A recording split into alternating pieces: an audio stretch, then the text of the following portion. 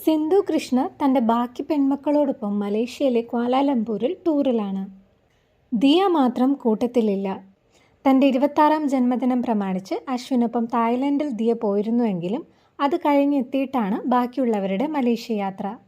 എന്നിട്ടും ദിയ അവർക്കൊപ്പം പോകാതെ അശ്വിനൊപ്പം മൂന്നാറിൽ ഒരു റിസോർട്ടിലാണ്. മൂടൽമഞ്ഞ് കണ്ടുകൊണ്ട് ഭക്ഷണം കഴിക്കുന്നതും വെക്കേഷനിടയിലും തൻ്റെ ലാപ്ടോപ്പിൽ ജോലി ചെയ്യുന്ന അശ്വിനുമൊക്കെ ദിയയുടെ സ്റ്റോറിയിൽ നിറയുന്നുണ്ട്.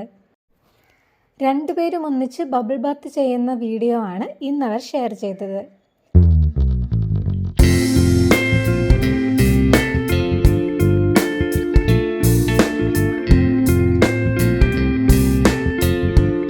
ഇതേസമയം ക്വാലാലംപൂരിൽ അടിച്ചുപൊളിക്കുകയാണ് അഹാനയും സഹോദരിമാരും. ഒരു വിദേശിയോട് വഴി ചോദിക്കുന്ന അഹാനയുടെ വീഡിയോ ഇഷാനി സ്ലോ മോഷനാക്കി എഡിറ്റ് ചെയ്ത് പറയാതെ അറിയാതെ എന്ന പാട്ടുകൂടെ ഇട്ട് അവരെ കമിതാക്കളെ പോലെയാക്കി പണി കൊടുത്തു.